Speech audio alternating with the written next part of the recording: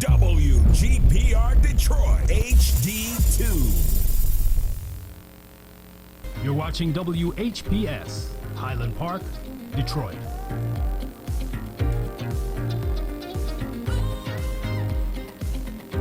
FM 88.1 WHPR, Highland Park. We run Detroit radio.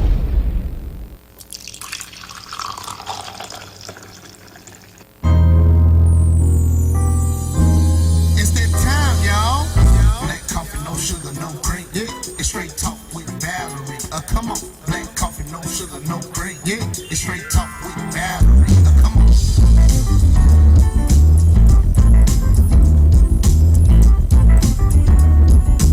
It's straight talk with Valerie.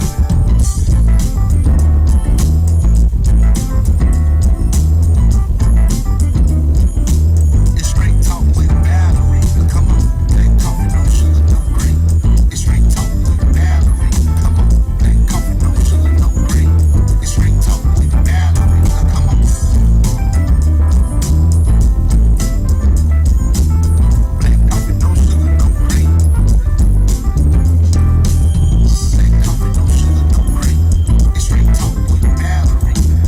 Black coffee, no sugar, no cream. It's straight talk with Valerie. Come on. Black coffee, no sugar, no cream. It's straight talk with Valerie. Black coffee, no sugar, no cream. It's straight talk with Valerie. Come on.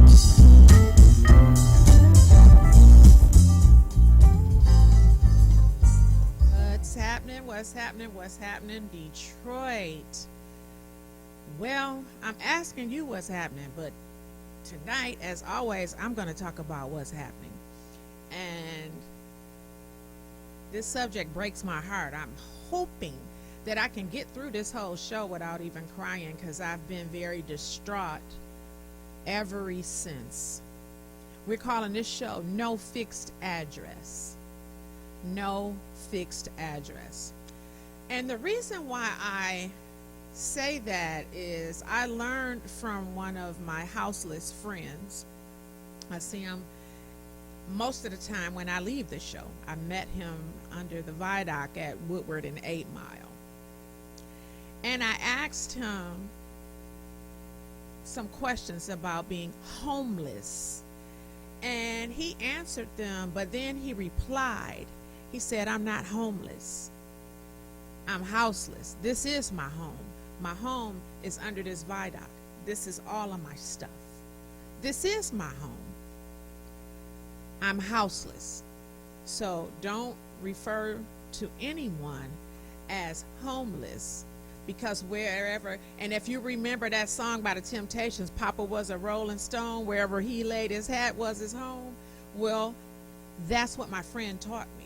Wherever I lay my hat is my home. I'm houseless, and I'm not happy about it, but he just wanted me to put some respect on his name, and I was fine with that. So we're going to talk about people who are in a situation and they're houseless. Before I get into it, let me introduce who's going to help me through it. Trisha, say what's up. What's up, Detroit? Good evening to you all. Peace, love, and grace and peace, and however you want to put that. Valerie, thank you for having me alongside you on this platform in life. Okay, let me say that. But on this platform, as it pertains to tonight, what's coming across tonight is very, very important. And so I'm honored to be here to talk to you about it, but not only talk, find out how we can make some actionable steps in moving forward to really help those who are houseless. And next, and I want to say last but not least, and I'm so proud of this person, because I'm telling you, she's a force to be reckoned with behind the scenes, and really doesn't come from behind the scenes often to talk, but when she does, her words are powerful, and we got her to do that tonight. Public health data extraordinaire, Ashley Shukite. Give me some applause for that one, Marquise. Yeah. Hey everyone. Now here's All some right. official applause. Thank you. Only for you. Only for you. We You and Trisha, appreciate you and the experience that you bring not only to this conversation, to all the work that we do with harm reduction and impacting people's lives. So let's get into it, because what the general population calls homelessness, it is a very complex issue with multiple root causes. And first, I just want to go through the list. Lack of affordable housing, unemployment and underemployment, poverty, mental health issues, substance use, domestic violence, and even lack of access to health care. All of those things can put you in a situation where you are houseless.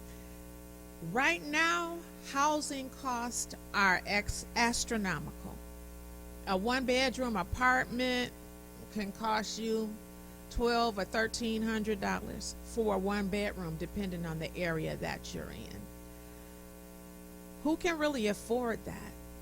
And the costs are skyrocketing. And as I mentioned, unemployment, underemployment. You're working, but you're not making a lot of money doing so. Poverty, substance use. So let's just get into it. And let's talk about how these root causes impact people and the stereotypes associated with them. Because number one, if you're not more than 2 paychecks and maxing a credit card out away from being houseless, bless you. You're in a great position.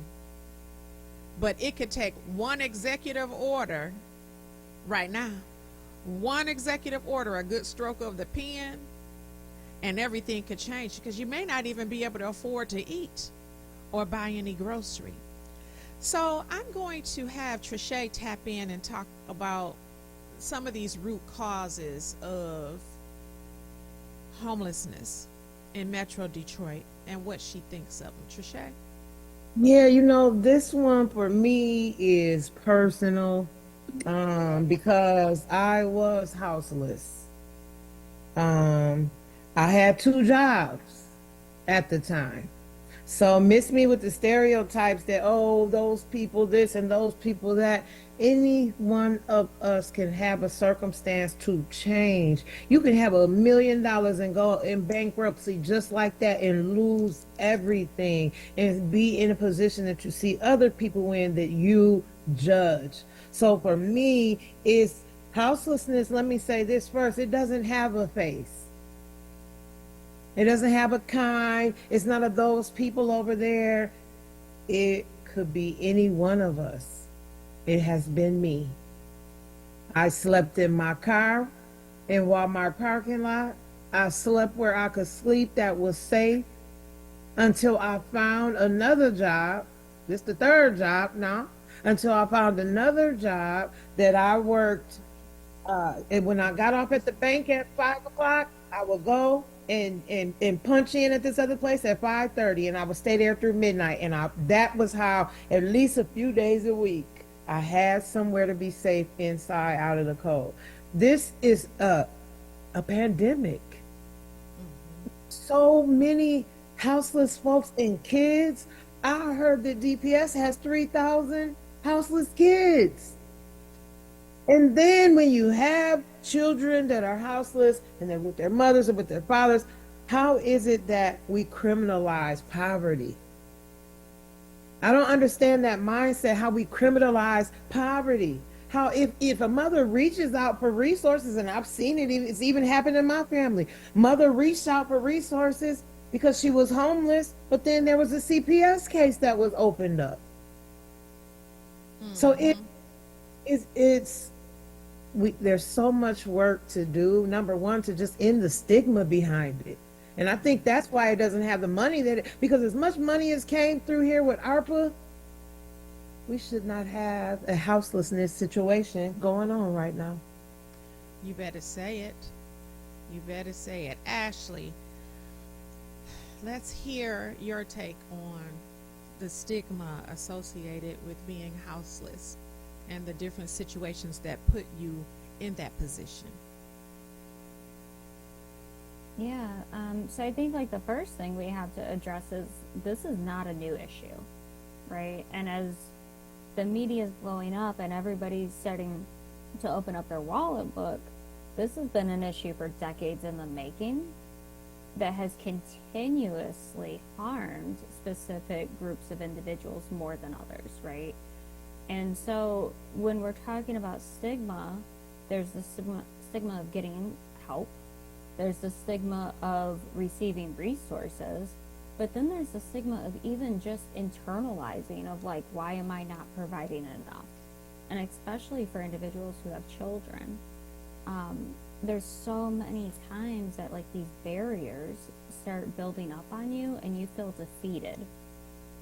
And so how often are all of these individuals reaching out for help and beaten down so many times at that point, that internalized stigma of feeling worthless, right, of getting these services puts it in for asking for help. Like at the end of the day, they just don't want to ask anymore because they've been failed by so many different systems. And so that's one big piece of all of this, is that we can't just tell people to call because people are calling, right? This has been an issue for years. The city of Detroit, Wayne County, how many consultants have they had documenting how many issues there is for people getting help? So this isn't new, and it's getting worse every day. I agree. So let's break these down a little bit though. We know lack of affordable housing is one of the issues. You know, I think last year sometime they ran out of money with that and said they weren't giving out any HUD vouchers, but people can stay on those lists for 10 years before anything becomes available for them. So that's one cause. And then I hit on unemployment and underemployment. And we know poverty, but let's talk about one that I think gets stigmatized the most, that also can cause someone to become houseless: mental health and substance use. You know, that there's already stigma with the poverty, but then when you layer on top of that a person chooses to use substances for whatever the reason, or they have a mental health issue, whatever type, then that exacerbates this entire situation. It makes it 100 times worse than we could ever think about. Ashley, can you chime in on that? Because I know you have been dealing with harm reduction and people who use substances for a really long time, longer than we have. Can you tap in on that subject? Yeah, so I think it's two pieces to this, right? So you have individuals not able to receive adequate services for mental health or substance use problems. And there's also no resources in terms of like the barriers are so high to get into housing. If you do use any substances, all of the services are higher barrier. Some including drug tests, right, at different shelters and different locations. And we say this housing first model, but really the HUD guidelines do not allow housing first models and all, you know, a full comprehensive model. I think the other piece is that we love to blame substances for people being unhoused, but when we've looked at, you know, all the numbers, did all the interviews with many individuals who are unhoused, they didn't start using substances till they were out on the street and trying to survive. Mm-hmm. And that's something that we don't want to discuss, but when you talk to people who have to stay up all night to avoid sexual assault, getting robbed, you know, all of these other horrific conditions, of course they're going to use a stimulant to stay up all night, right? Like they want to be safe and alert and awake. And that is what they're using to manage that. So chronic homelessness leads to substance use disorder versus, the other way around in the majority of cases. I agree 100%. And then now to add on top of that, lack of access to health care. It's people who have mounting hospital bills or not appropriate access to health care, and their illnesses and disabilities cause them to stop working, right? And so then they become houseless as well. We have Detroit Homeless Union tapping in on a live. Hey, thank you. I salute and respect all of the work that you're doing out in the field. And we have a Khadijah Erickson. She says the stigma is difficult to overcome. It's exhausting to talk people through the process, let alone being the one navigating these systems. The sheer amount of barriers is insane, and it's at every single stop of the journey. And we're going to talk about that in one of the later segments about how the system doesn't work. And then Detroit Homeless Union says those often don't come until you get out here. So I'm sure that has something to do with vouchers and some other things. And Khadijah Erickson also says the drug use follows homelessness, not the other way. And yes, that is true. That is very true, and it's just very sad. So we talked about the causes. So now we're going to get into the recent episode that just breaks me down. And we're going to show this clip of the young lady who lost her children. I lost the one who made me a mother. I lost a 2-year-old. I'm dying inside. It hurt. I feel like my heart is breaking. And I have 2 more kids to live for. It's been a long journey for Tatiana Williams with an even tougher battle ahead.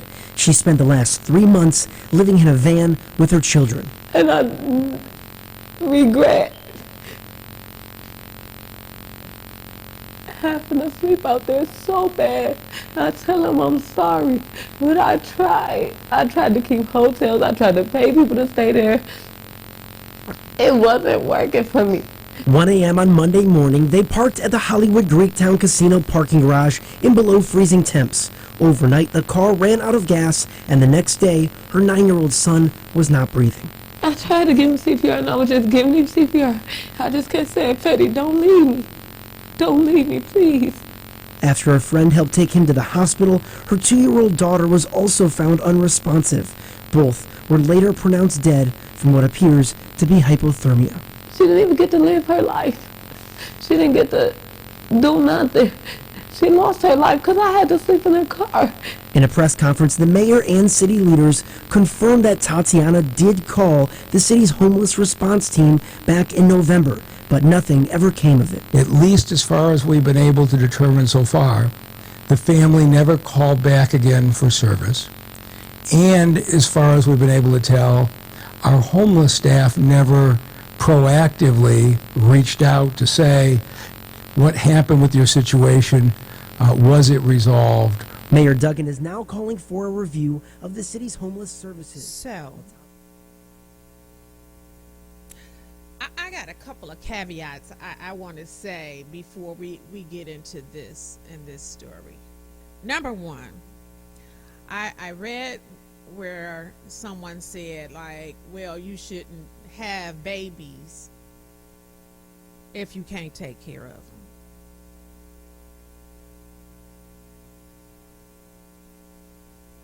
You shouldn't have babies if you can't take care of them. Okay, that may be true, but the kids are already here now.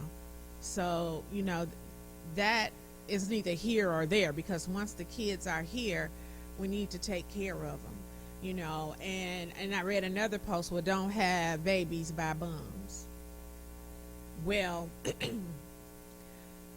I don't think everybody vets people to that degree, before you have sex with them, to be like, okay, are you a bum? How do you even vet somebody to know that they're not going to be shit later on? If you figure that one out, then let me know. Do you got some kind of marker, like when we mark on counterfeit bills, you just walk around marking on people and the shit turn a color and you know they ain't shit? How do you even determine that? So that just really pissed me off. However, I'm going to get myself back on track, because if you can afford to take care of your kids, and if you have a decent baby daddy that would take care of the kids in any of those circumstances, that's good for you.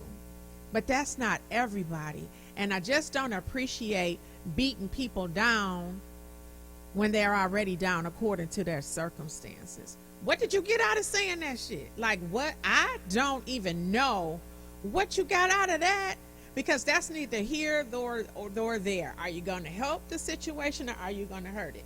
You know, and to me, that was just very hurtful to say under these circumstances for this young lady, because if she could do better, she would. She didn't want her children to die. I know that for a fact. She was in the car in that parking deck because that was the safest place that she felt she could go under her circumstances. The place is open 24 hours. People are coming in and out of there, and she really wouldn't have to worry about it. But how many people walked past her and saw her probably in that car with all of those kids? First of all, the casino she was at, you can't bring kids inside of the casino. Maybe the hotel portion, but not that. That didn't look weird to anybody. Did anybody knock on the window and say, hey, you all right? You need a couple of dollars? Did anybody do anything besides talk shit after this done already occurred? It just pisses me off to the fullest. You know, because if you're not in this situation, be grateful. But it's a whole lot of people that's in this situation. And the only reason why we heard about that situation that this young lady is in is because her kids died. And the only thing you have to say is some old terrible bullshit like that. Man, I don't even know what to say about you. And you probably go to church and everything. All of that. And you just put this girl down. Where's the grace? Where's the grace for this mother?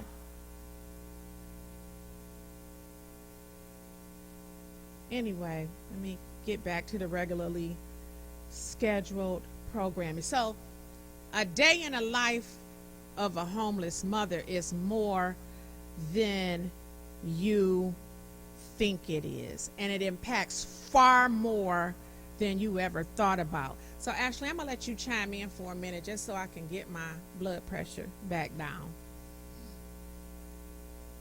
Yeah, I think one thing that's not being called out, or very small circles, is this is thousands of moms, right? Thousands of families in one county. Like, this is not a single incident. This is the system getting called all day long about individuals. And like with all the other talking, right? You wonder why people who are in domestic violence situations stay in there? Look at the comments, right? Like, look at the comments about a mom trying to get her kids. Now, this may not be this case, but there's dozens of cases where moms are staying in these bad situations because there's nowhere to go. Mm-hmm. I called today. I called all around trying to get shelter. I said, hey, what am I going to do if I got a mom and family? I called, I'll not name the organizations. I called the domestic violence situation. I'm in Outwing County. Everybody knows that. I don't try to rep Detroit, even though many of my people are in Detroit. And, you know, we all kind of mingle back and forth. I don't act like I speak for people of Detroit, but I know damn well we're one county. We stay together as one county as much as these systems try to separate us. Because at the end of the day, our people are suffering. I called all around. There was no shelters for a mom. There was no shelters for any kids. I called around and said, can you get me some hotel vouchers? One night, it's an unsafe situation. They said, nope, sorry, call around. I was feeling defeated. And if I'm feeling defeated, not in crisis, what about all these other parents and things? And maybe that was their last phone call they could have made before an unsafe situation happened. It's not anything new, and none of these individuals are getting the help and the resources that all of these politicians, like this last week, have been claiming that there is. And they're throwing all the frontline workers under the bus that they didn't do enough, because most of them are working, way past. So it's really disheartening to see such a separation in the county and resources when they're all under the same system. That's the real heartbreaking part. Yeah, I agree with that. It is very separatist. It's out Wayne County and Wayne County, but you can rep Detroit because I live in Detroit and I pay taxes in Detroit, and you my sister, so you can rep Detroit if you want to. But I just think it's so much more as we pull the layers of this onion back. But Trisha, tap in and say your piece about this. I'm disgusted. Watched the press conference, and it was very appalling to see, like you said, politicians making excuses. But this is what they do. This is what we let them do. And because most times, so we think these things don't touch us, we don't speak up about it until we see this. People talking about kids, oh, her kids, oh, she was out there with kids. There are 3,000 houseless youth in DPS right now. What about them? So they're shifting the focus all on this one situation, which is horrific.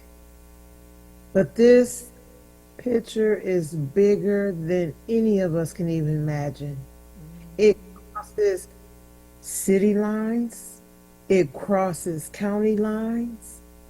I'm sitting in one of the richest counties in the state of Michigan. And the houseless problem here is absolutely appalling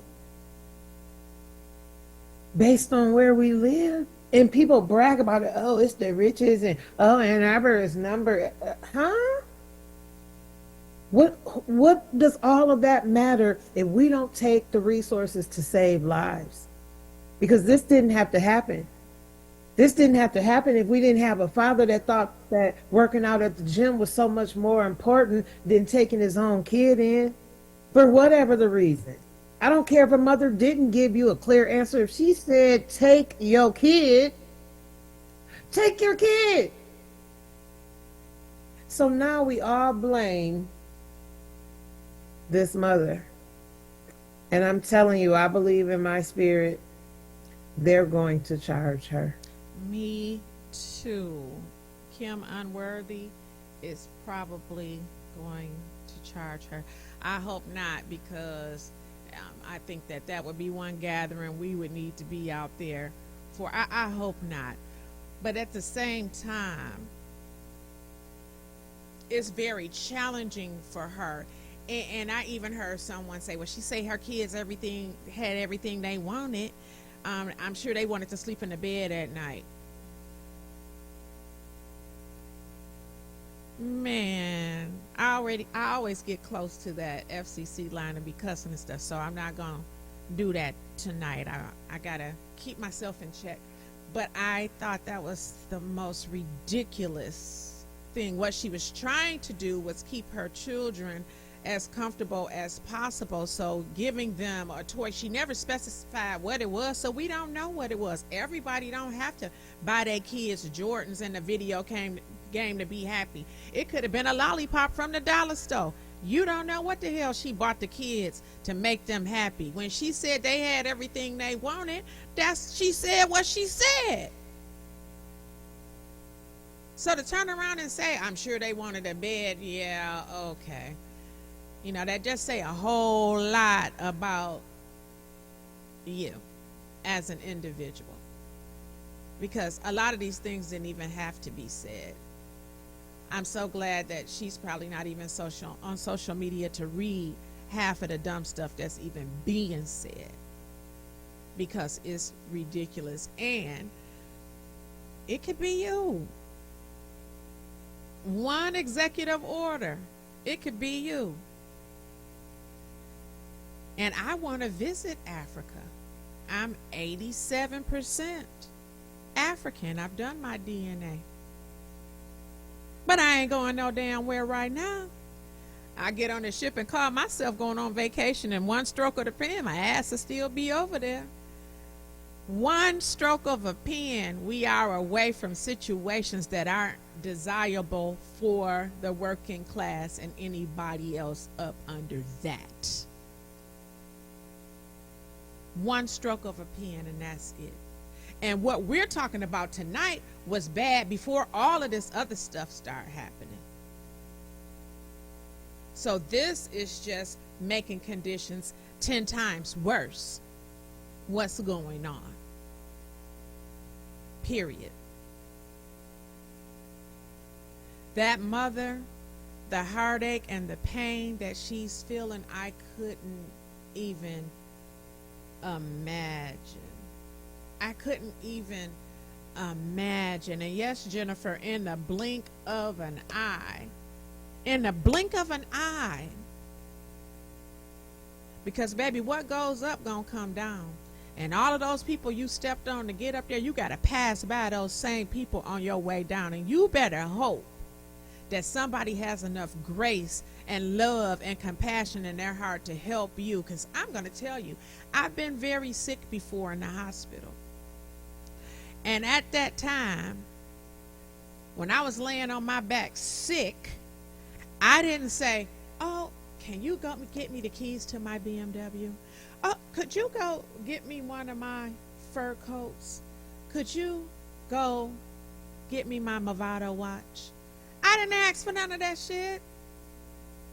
I asked that woman that came in that room, did she believe in the power of prayer and that her prayers went through? Could you hold my hand? Because I just want to pray with somebody. I wasn't in a near-death situation, but I felt like it. I had no terminal illness or anything, but I felt like it. But the point of me bringing that up is I did not ask for none of these goods, material things, and all of this stuff that I had at that time. I just wanted someone that had genuine love and compassion for me because I was at the hospital by my damn self. So stop talking about this, that, and the other when it comes to this mother and anybody else that's in this situation. If you're not going to help them, don't hurt them. Words hurt. So if you're not going to help her, don't hurt her.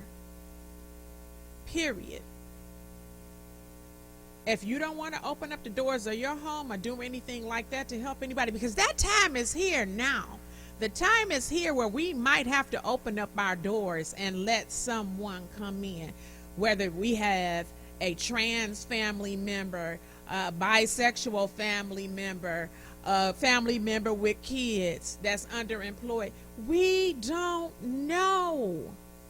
Thank God if you're in a position where your home is paid for and you don't have all of these other bills and you can sit back and relax. That's great, but it's a lot of people that don't have that. So if your home is not fully paid for and you're working, that's today. Tomorrow, you could be laid off. And if you have some savings, that's cool. You can live off of that, but for how long? So let's be mindful of this mother. And let's talk about the impact of this on her kids. But she did say, I take my kids to school every day. She took her kids to school and she was doing best.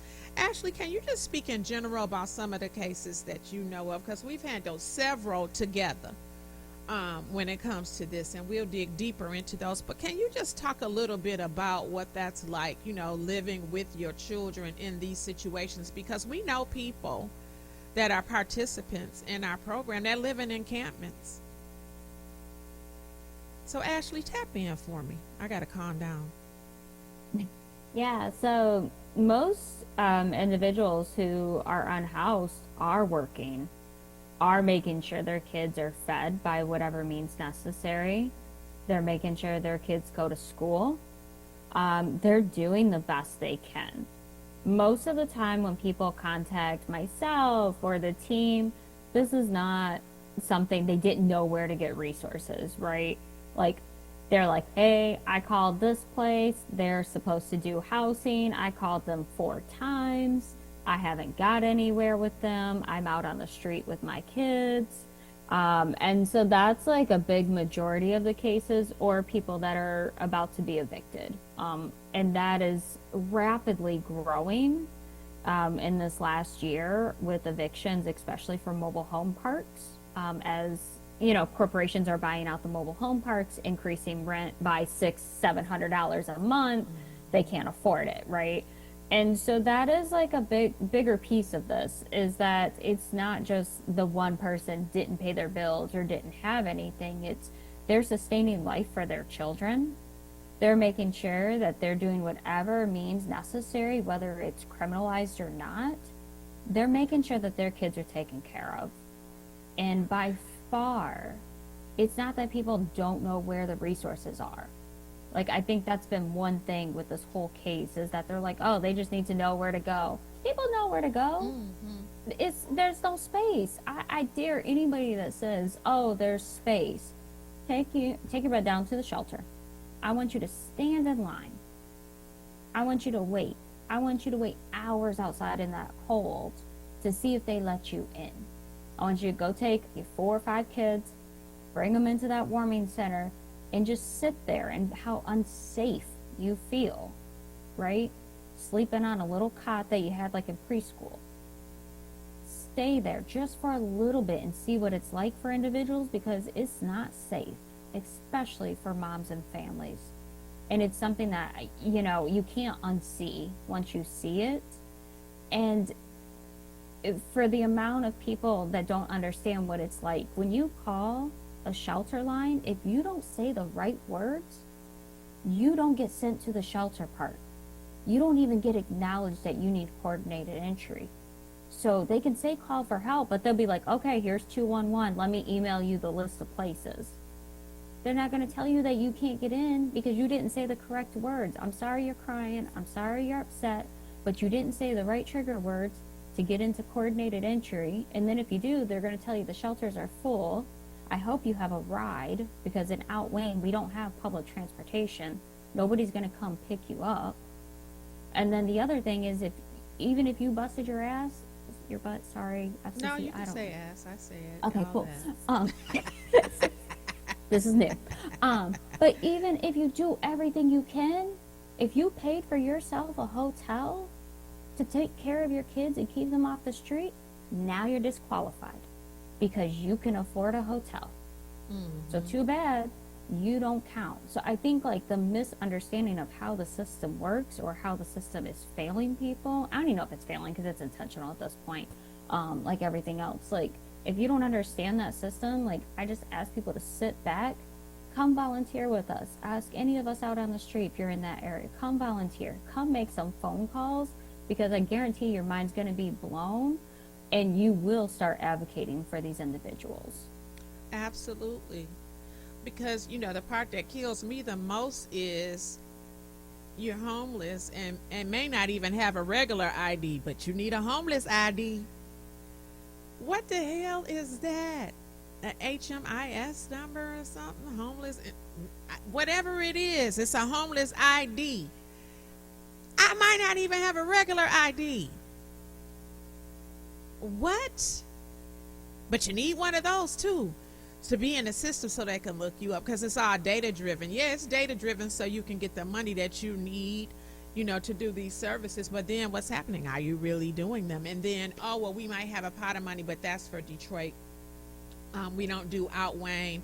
oh, you live in Belleville, which butts right up against Ypsilanti. You're closer to Washtenaw County and their services than you are going downtown Detroit to their services. But because you live in Wayne County, I don't care if it's on the border, we cannot help you. I don't understand any of that. We'll get to it in the next couple of segments. But right now, I want to play this video, Children of the Unhoused, and let's listen to what they have to say.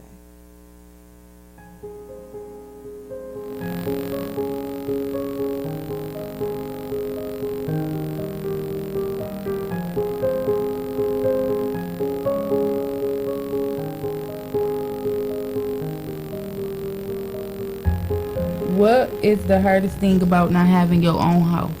You know, when we did live in a shelter? Everything. What's everything? Everything up in the shelter. I'm just saying everything. The hardest thing about not having our own home is like how I dream to be successful and accomplish things. Do kids at school know you are in a shelter? No. No. And they always ask me, and I always say no. They ask you if you're in a shelter? Yeah. But one day a little boy, he lived in a shelter, and he was in kindergarten, and everyone and the whole class made fun of him. And I don't like people making fun of me.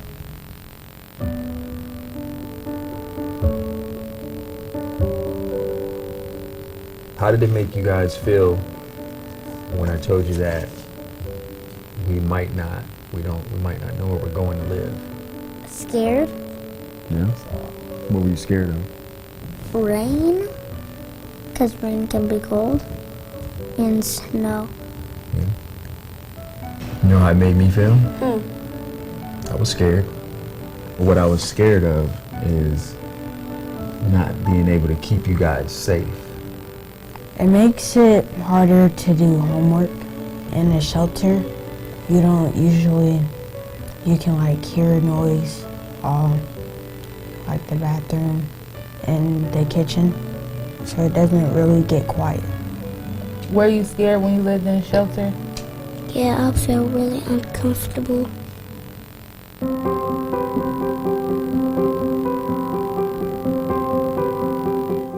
What's the best part of having a home? That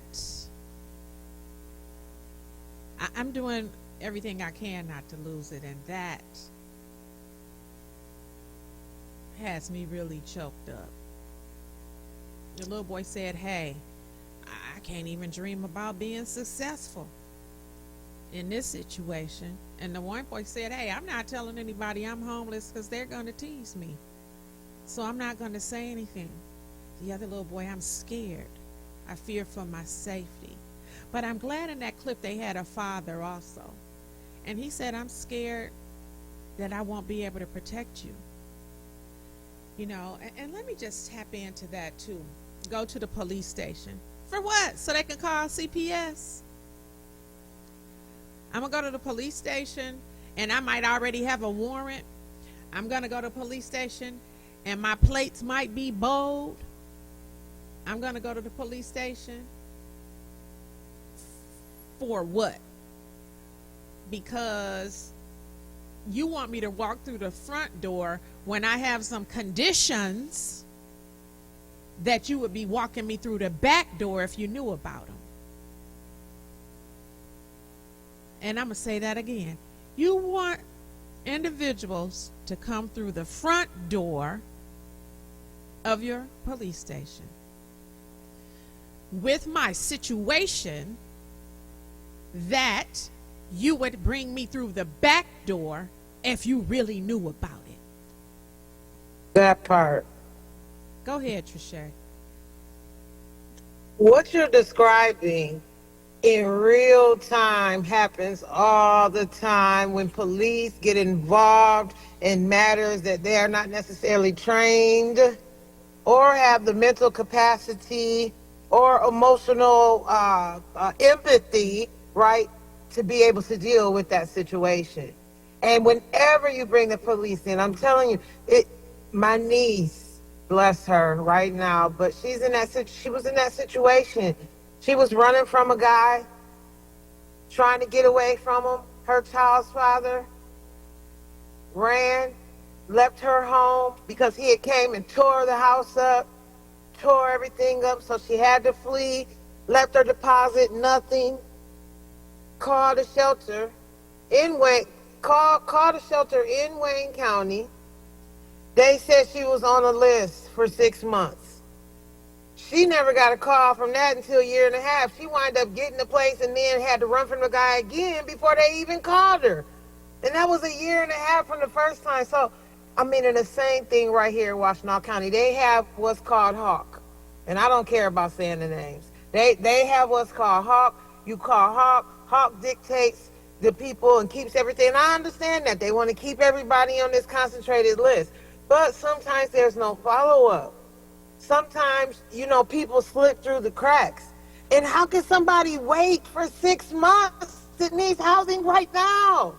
They're in the street right now. You can't tell me that there's not something that we cannot do about that. Y'all spent, Ypsilanti Township spent millions of dollars, or I don't know how, maybe $800,000 to beautify parks. But you couldn't put up any money. You couldn't put up any money for houseless folks. You couldn't come together with Ipsy and build a shelter because Ipsy doesn't have a shelter, but Ann Arbor does. And who do you think gets favored for that shelter? Come on, we gotta get real about it. I'm sorry, I'm just talking so I'm not sorry. No, I'm not. Because we gotta get real about what's going on here. And until we do that, we're gonna still be sitting here with this same damn. I agree. Carmen Booker is on the live feed, and she said, let's be real and transparent about what's the real issue. Poverty killed this woman's children, and organizations failed her along with the housing crisis right here in Detroit. It's been real problems. We all have these vacant homes, but people dying in the streets, can't afford the high-ass energy bills. Come on, y'all. I'm angry about the loss of the babies. Don't charge it to my head or my heart. It's a damn shame. I agree. And Stephanie said that, you know, sometimes animals can get more help than humans. In the Detroit Homeless Union, this one is good right here. $500,000 of city funds for that Detroit sign that I don't like. We could have had a building. You wanted to show off that one time to make Detroit look so great that you spent $500,000 for that sign that people probably barely even noticed. It only became a thing when everybody started like saying it was whack and dogging it. You did all of that. And let's talk about how they clean up the areas. Excuse me, because as I say, I pass by that viaduct at 8 Mile and Woodward every Monday when I leave this radio station, and even sometimes because I don't live too far from there. Sometimes I'm just driving by. When they decided they wanted to put that Amazon right there, and they were taking bids and having people from Amazon come to that area, they brought dumpsters, took all of the stuff from the encampment and put it in there. But my one friend who was living under there told me that they did help him find some services and give him help for a limited period of time. And I was like, okay, well, that's really good. You're going to have help for this amount of time. You know, maybe you will be working at the new Amazon that they're putting right here. Since they're disrupting the encampment to help you, then I'm hoping that they're helping you, like, get on your feet, get you somewhere to stay, and then Amazon should hire you since you're right here by the building. Not.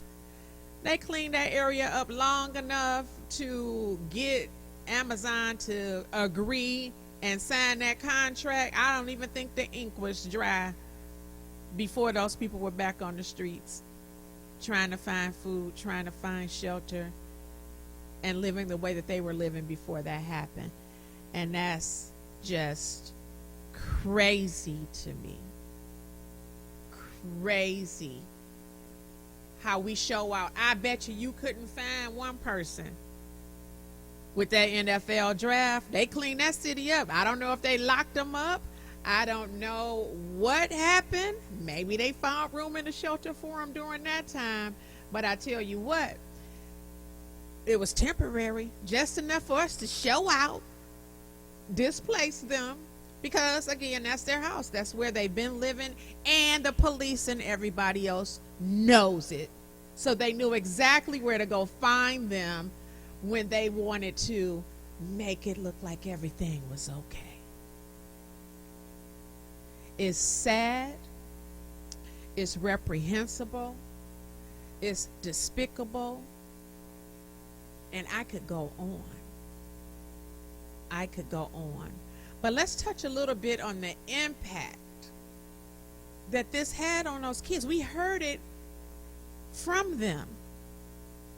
It's a psychological impact on the mother also.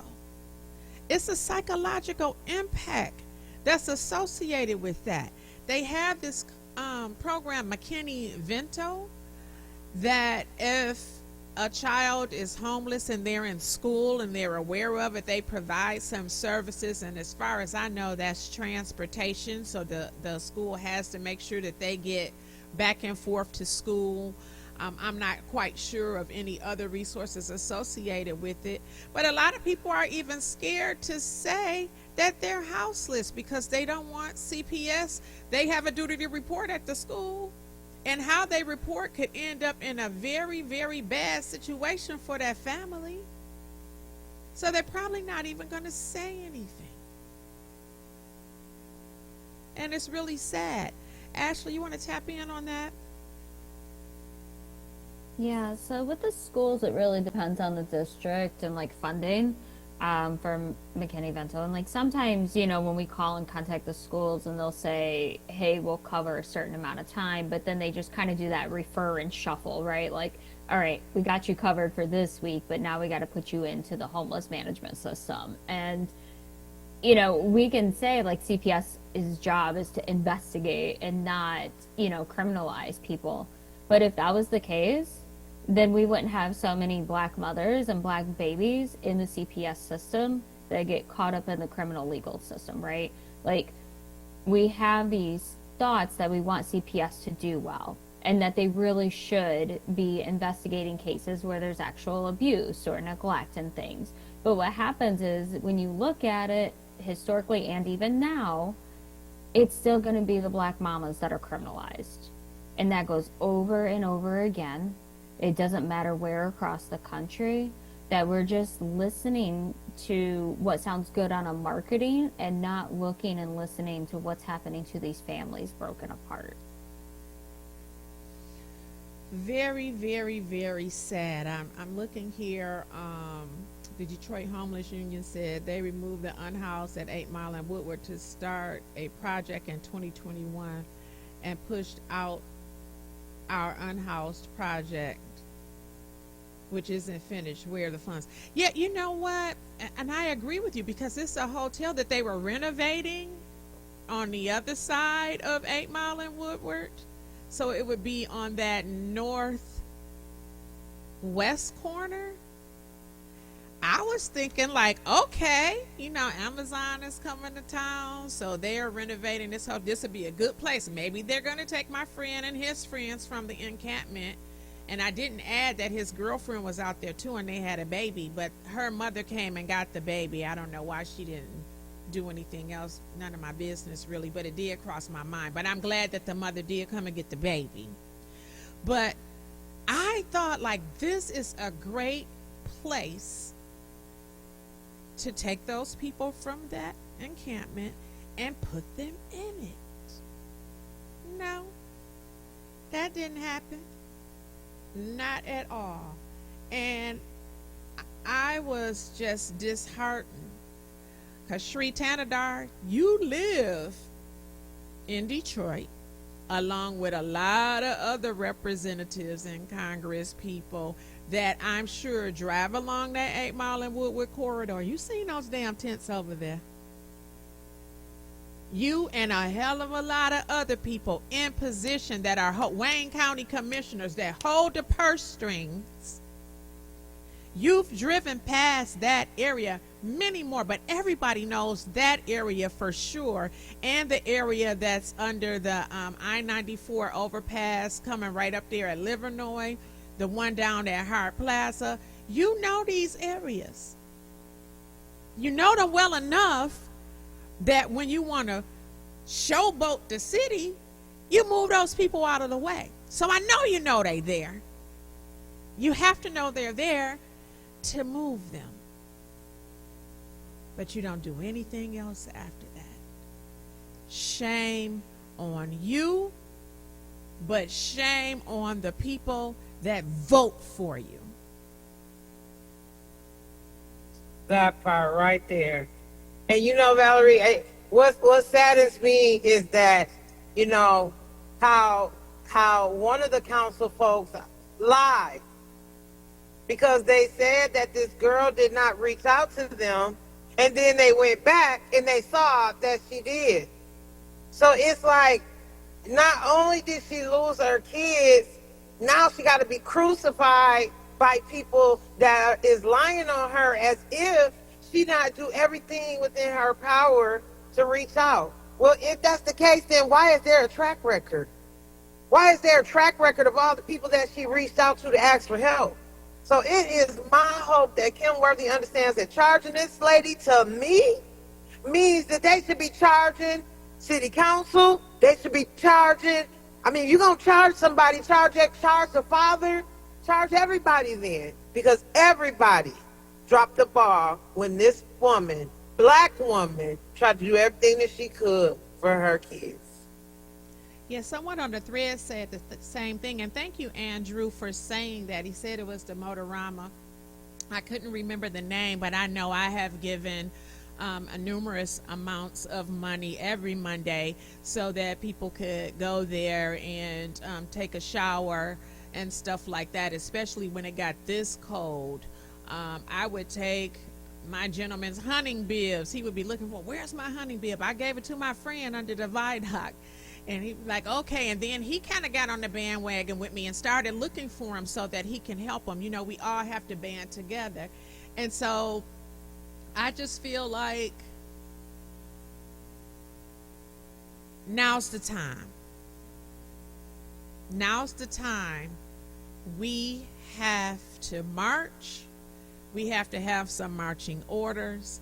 And pressure needs to be applied. We can't have any more children dying. 2 is too many because it never should have happened. So 2 is too many in my book. Never should have happened. Now, I said we should march. Let me put a caveat out.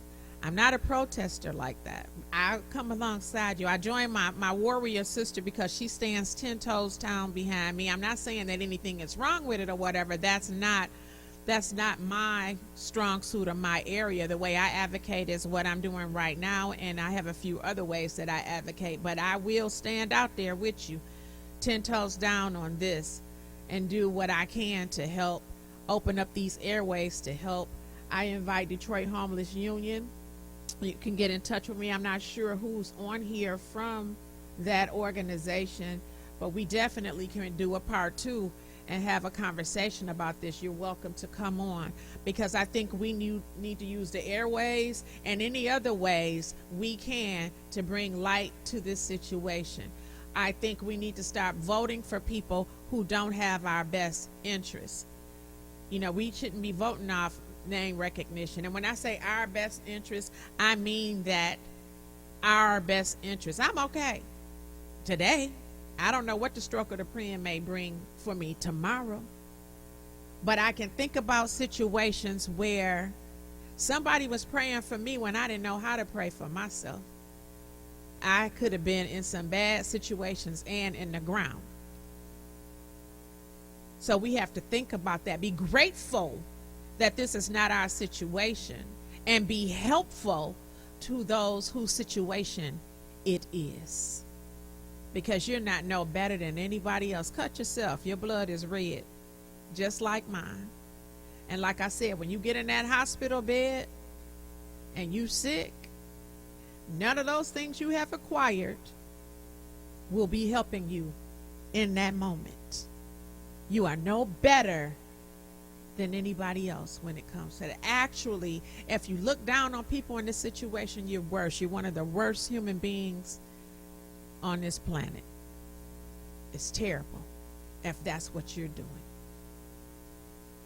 Terrible.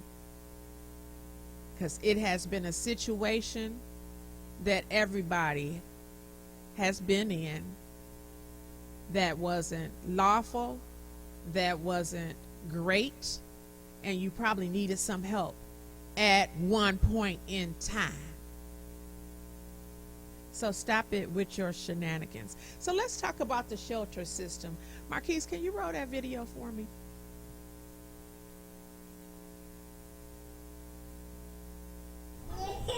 It's peekaboo and patty cake. 1-year-old Kiera plays with her mom, Dana Bledsoe, while 9-year-old Nakia watches TV. Their belongings in bags on the floor. This is one of the many families in need of housing. Everybody is saying that we're full. Raquel Bledsoe is Dana's sister. She says she's been trying to find a safe place for them to go. Right now, they're with her, but she rents a flat in Detroit and they can't stay. I've called multiple shelters. I've called in Sterling Heights, I've called in Warren, I've called in Detroit, I've called Wayne Metro. Bledsoe says her sister is cognitively impaired and used to live with their grandmother, who passed away a couple of years ago. Dana had nowhere to go then either. She was in the shelter for a year, and then it's just like after that, it was just like, that's it. It's been a challenge to find housing for the mother and her daughters, children the same age as the little ones who froze to death in their minivan in the casino garage earlier this week.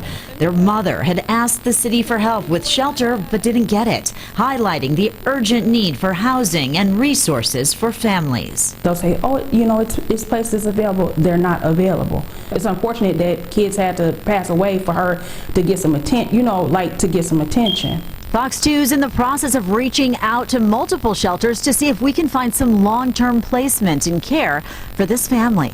But here's how overwhelmed the system is. Detroit Rescue Mission Ministries shelter for women and children is full with 45 women and 80 children. The Samaritas shelter in Westland has a waiting list of 900 people. We also contacted the mayor's office and they are reaching out to resources as well.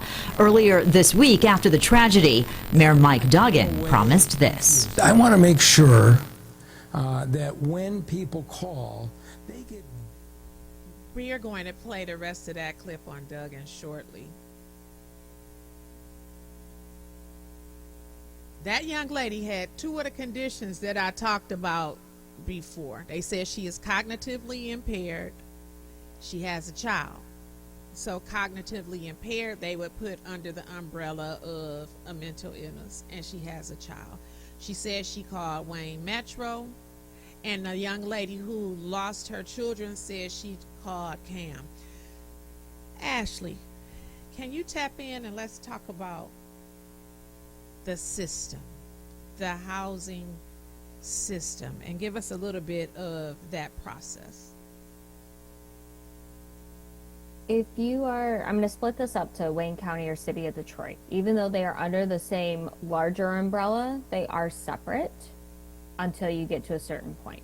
So if you're in out Wayne, so Western Wayne, anybody outside the city, you got to call Wayne Metro. You call the line and you hopefully get someone who understands that you're saying you're homeless out on the street. If you do not use those key words that you're staying in a certain type of place, meaning out on the street, in an abandoned house, or in your car, you do not get transferred if you don't use those words to the coordinated entry line. When you call the coordinated entry line, like when you get transferred over, then they're going to ask you a bunch of questions. And when I say a bunch, it's it's intense. It's very traumatizing. And they're going to try to figure out where you are and then say, well, here's a shelter. Can you get to this shelter? We'll put in a referral if they have any openings. If they do not have any openings, then they're going to figure out how, like, are you okay for the next few days? If you're not, they're going to say, okay, you know, call this number and give you a bunch of numbers. Most of the time in my experience since 2017, I have never had anybody in Outwayne County successfully get into shelter their first try, ever. Including domestic violence, okay? So these are like the scary pieces with children, right? If you're in Detroit, it has the same type of coordinated entry approach. You call this main line, and then they connect you to whatever shelters for the intake. And so even though they're separate, they're kind of like the same system. And that is one piece of the puzzle. So it's, did you make the call to that number? And did you get directed to the coordinated entry line?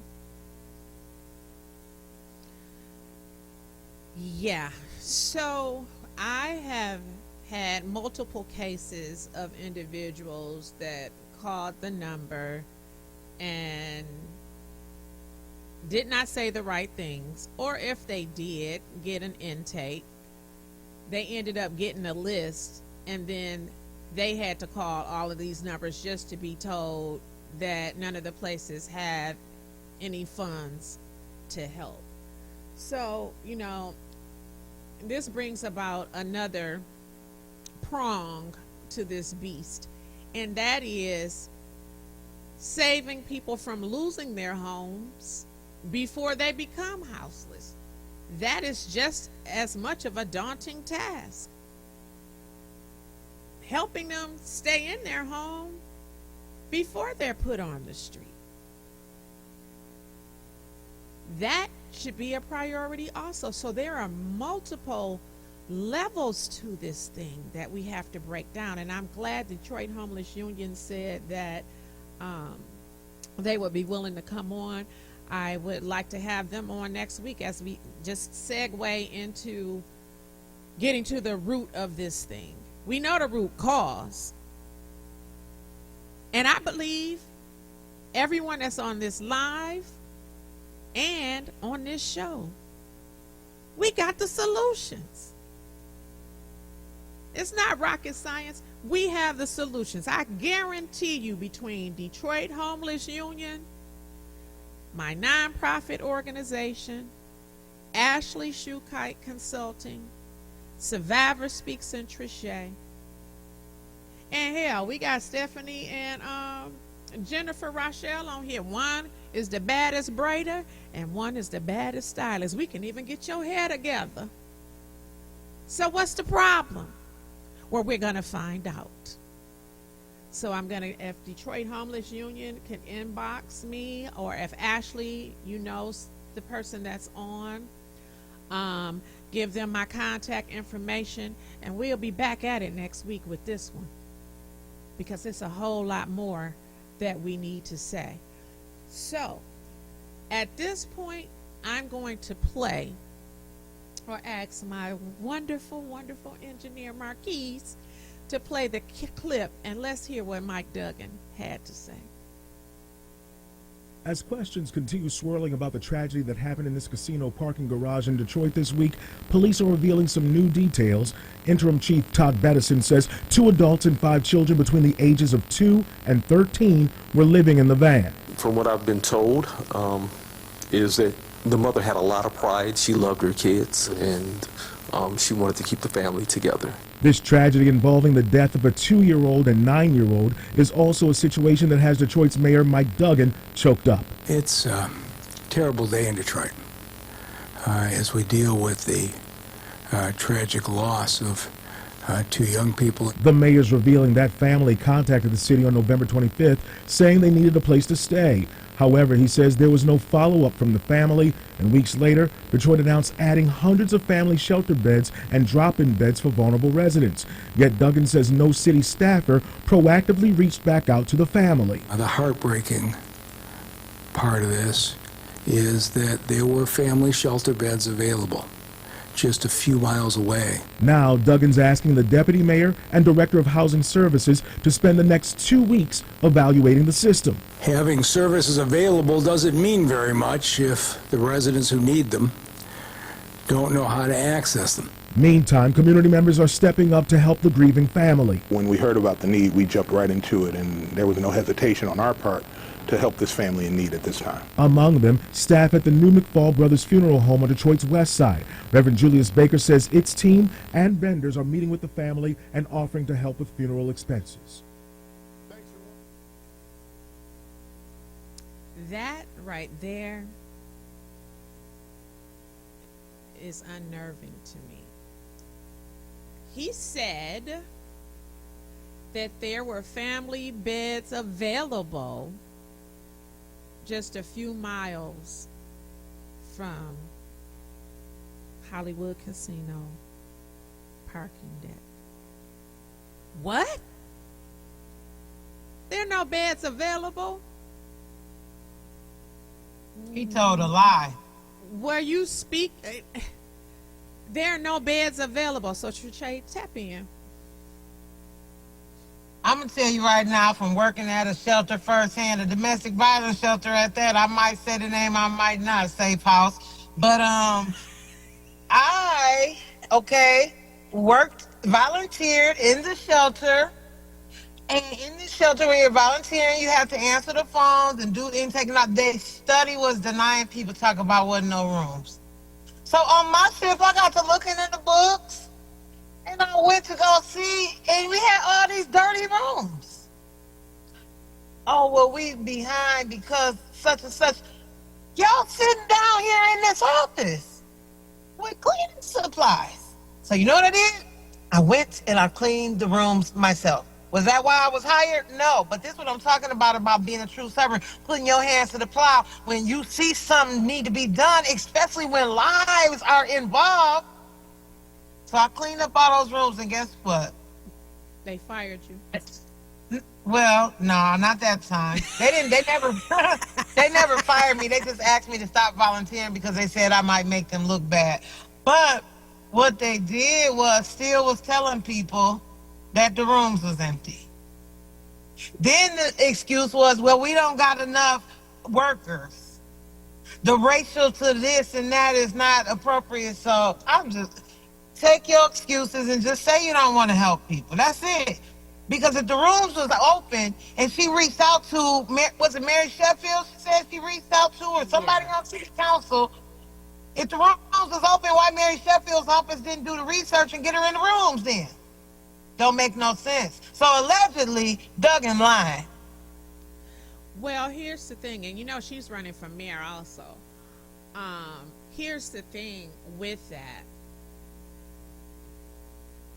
If the beds are available, and actually called a lot of the mainstream places that, you know, when he said there are resources, you know, people just don't know about them. Yes, we do. We know about them. But you can call every single number on the list and they're going to tell you the same damn thing. They don't have any money or they don't have any beds. Now, we're going to find out because the heat is going to be on now, especially if Kim Unworthy charges this mother.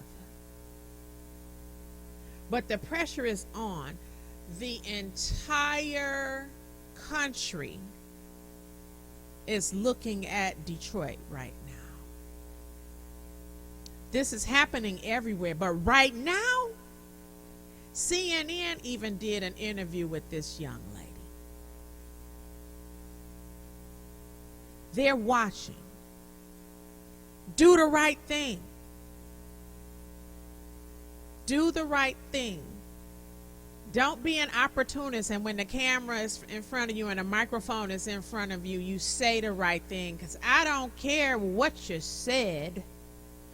I'm watching what you're going to do, and I'm tuning in on what you didn't say, because it's a lot that you didn't say. So forget about what you said. It's what you didn't say. And what are you going to do?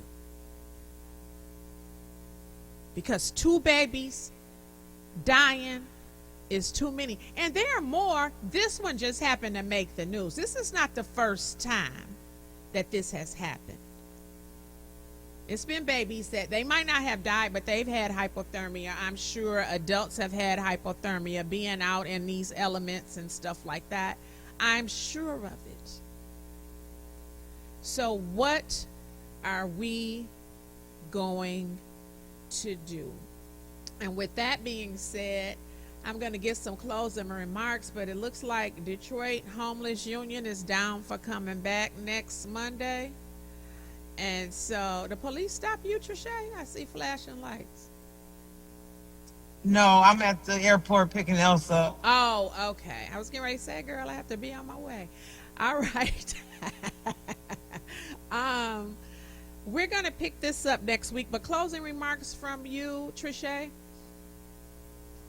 Yes, I just want to say to any and everybody, I think part of the problem why these things keep happening is because we think because it's not us that it's not our issue. But I'm telling you right now, until we all make this our issue, it could be your cousin next, it could be your baby, it could even be you. You'll never know how many times people don't stand up. Then when something happens to them, they call us, oh, please come, and we'll come. But don't let it be said too late. Don't let your neck have to be on the chopping block before you educate yourself about houselessness. Pay attention to where the money is going and ask questions. Don't let them get up at a press conference and tell you what they want you to hear. Stand together and push back, because houselessness is all of our problem. Yes, it is. Ashley, closing remarks for you? Yeah, so compassion, of course, right? But also, like, stop gaslighting us. Stop telling us there's these resources and, like, we're spending our own money. Because if that's the case, I want $10,000 on a rebate for paying for hotels. And every other one of my people, out there paying for hotels need to be able to start sending invoices to city council, the county, and the state for how much we're covering everybody's asses because these systems are failing. And we don't want our babies to die outside, right? Like, that's the first thing. But stop gaslighting us. Like, we all do this. We're all broke. We're all dealing with our own mental health, trying to say, like, this shouldn't happen. And then it happens a week later, right? Like, we have to stop. And I think we need people from all walks of life to start stepping up with us. Start helping us out. Start doing whatever you got. Whatever resources, talents, whatever it is, just come to us and be like, how can I help? One of us knows something, one of us needs something.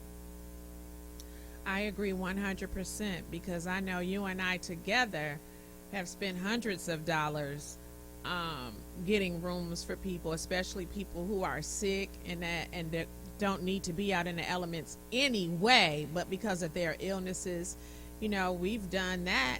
I know since we've been working together. So you've been doing this in this capacity far longer than me.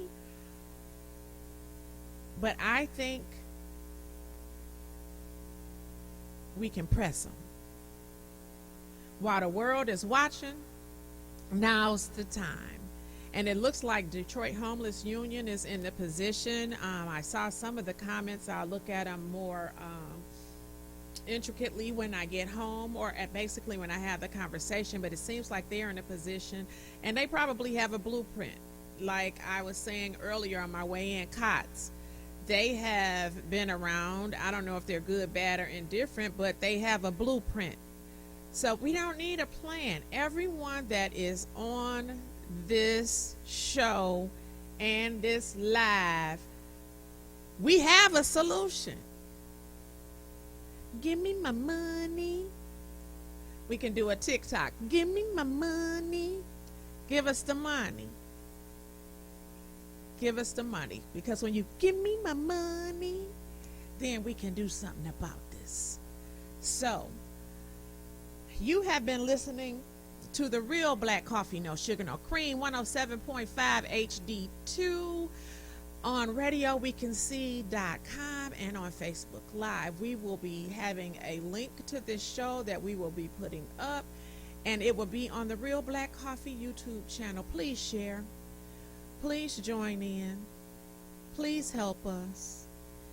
I've been attacked by racists for the last 2 weeks about another post I have put up. So you can bring it if you want to. I got time, and I'm going to light your ass. So until next week, you stay safe. Put some compassion in your heart. Because on this show, I don't try to spill any tea or make you feel dazed like you drank a shot of cheap liquor. I just want you to see things from a different perspective.